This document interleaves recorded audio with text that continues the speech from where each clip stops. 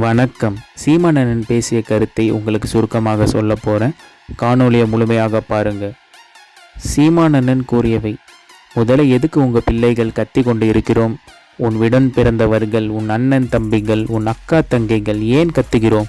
அதை கவனி நீ. அப்புறமா ஓட்டு போடு. எவனுக்கோ போடு, போடலை. இத்தனை வருஷமாக போடலை. போட்டா போடு, போடலைன்னா போ. ஆனால் தெரிஞ்சுக்கிட்டு போடு.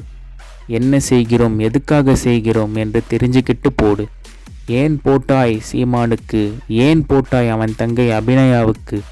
எதற்காக மைக்கு சின்னத்துக்கு போட்டாய் என்று கேட்டால், இதற்காக போட்டேன் என்று சொல்லும் அறிவும் ஞானமும் உன்கிட்ட இருக்கணும். அது ரொம்ப முக்கியம். அரசியலே வேண்டாம் என்று நீ விலகி நிற்பது வானமே இல்லாத பூமியில் நான் வாழப்போகிறேன் என்பதற்கு ஒப்பானது. மனித உடலிலிருந்து உயிரை பிரிப்பதும் மனித வாழ்விலிருந்து அரசியலை பிரிப்பதும் இரண்டும் ஒன்றுதான். இப்போ தெரியுதா அரசியல்னா? நீ இந்த கேடுகட்ட கூட்டம் செய்கிறது தான் அரசியல்னு நினைச்சிட்டு இருக்காத. இவைங்களை ஒழிப்பது தான் உண்மையான அரசியல். நீ நினைப்ப ஊழல் லஞ்சத்தை ஒழிக்கணும். ஆமாம், ஒழிக்கணும். முதல்ல அதுக்கு இவனுங்களை ஒழிக்கணும். ஏழ்மை வறுமையை போக்கணும். தூய குடிநீர் உனக்கு கிடைக்கணும். படிக்கணும். படித்ததுக்கு ஏற்ற வேலை வேணும். இவர்கள் தருவார்களா? மாட்டார்கள். 13 ஆண்டுகளாக கத்துறேன். உன் அண்ணன் நான் ஆட்சிக்கு வந்தால் எப்படி ஆட்சி செய்வேன் என்று, நாம் தமிழர் கட்சி எப்படி அரசாளும் என்று 2016 தேர்தலிலே ஒரு புத்தகம் எழுதிட்டேன். தேர்தல் அறிக்கை இல்லை, ஆட்சியின் செயல்பாடு வரைவு. மக்களரசு.comனு ஒன்று இருக்குது. படித்த தம்பி தங்கைகள் தட்டி பாருங்கள். கல்வியை எப்படி கொடுப்பேன், மருத்துவத்தை எப்படி கொடுப்பேன், நீரை எப்படி தேக்குவோம். எங்கள் கோட்பாடு ஒன்றும் பெருசுகள்ல. என்னுடன் பிறந்தவர்களே, வயிறு உயிர். முதல்ல நீர், வயிர், உயிர், அறிவு, பயன், வளர்ச்சி. இதுதான் எங்கள் கோட்பாடு. நீர்னா நீரின்றி அமையாது உலகு, எனின் யார் யாருக்கும் வானின்றி அமையாது ஒழுக்கு. வள்ளுவ பெருமகனார். மண்ணில் என்ன தோன்றக்கூடும் மழையல்லாது போது, மனிதனோ மிருகமோ தாயில்லாமல் ஏது. கவியரசு கண்ணதாசன். ஒரு துளி நீர் இல்லாமல் படும் புல் கூட தலை நட்டாது என்றார் வள்ளுவ பெருமகனார்.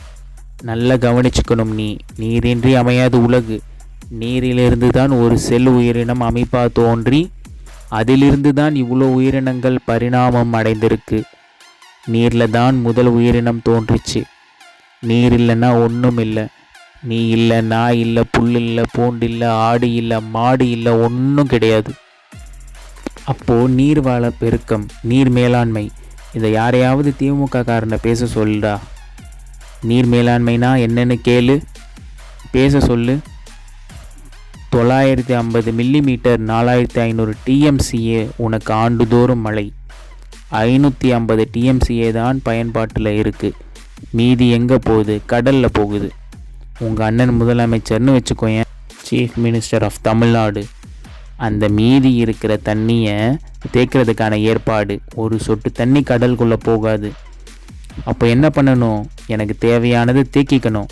நீர் மேலாண்மை எப்படி இருக்கணும்? அணை கட்டக்கூடாது. நம் முன்னோர்கள், நம் பாட்டன் கரிகால பெருவாள சோழன் அணை கட்டலை, தடுப்பணையை கட்டினான்.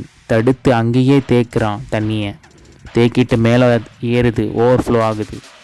அது நிறைஞ்சு அடுத்த இடத்துக்கு போகும். அதுக்கு ஒரு அணை. அங்கே நிறைஞ்சு அடுத்த இடத்துக்கு போகும். இது எந்த மாதிரியான நீர் மேலாண்மை? அன்பு தம்பி தங்கைகளே, கடல் தாய், சூரியன் தந்தை, இருவருடைய இணைவிலே நீராவியாகி மேலே போகுது. அப்படியே குளிர்ந்து மேகமாக மாறுகிறது. அது உடனே மேகமாய் மாறுவதில்லை என் உடன் பிறந்தவனே. ஏனென்றால் கனம் குறைவாக இருக்குது, அடர்த்தி குறைவாக இருக்குது. அப்போ என்ன செய்யுது? மனிதனின் உடலின் வேர்வை, விலங்குகளின் பறவை, பட்சிகளின் வேர்வை, மரங்களின் வியர்வை. மரங்களுக்கு வேர்க்குமானா? வேர்க்குது. வேர்க்காத மரங்கள் இருக்கா? இருக்குது. யூக்லிட்டஸ் என்கிற தைல மரமும் சீம கருவேலையே என்கிற கருவ மரமும் வேர்க்காது. அது சமூக நலன். காடுகள் அல்ல, கேடுகள். அது என்ன செய்யும்? காற்றில் மிதந்து வர ஈரப்பதத்தை உறிஞ்சிவிடும். மேகமாக உருவாக விடாது. அதனால தான் அந்த சனியனை அழித்து ஒழிக்கணும்னு நினைக்கிறோம். அப்போது எப்படி மேகமாகிறது? இந்த நீராவியில் மனிதர்களின் வியர்வை, மிருகங்களின் வியர்வை எல்லாம் போய் அதோடு சேருது. அப்போவும் கனம் மாட்டேங்குது, அடர்த்தியாக மாட்டேங்குது. காற்றிலே மிதந்து கொண்டிருக்கிற கரி, தூசி எல்லாம் சேர்ந்து மேகமாக உருவெடுக்குது இப்படின்னு அண்ணனுடைய கருத்தை கூறியிருக்கிறார். வேறு என்ன கருத்துக்களை கூறியிருக்கிறார் என்பதை அடுத்த வீடியோவில் கூறுகிறேன். நன்றி, வணக்கம்.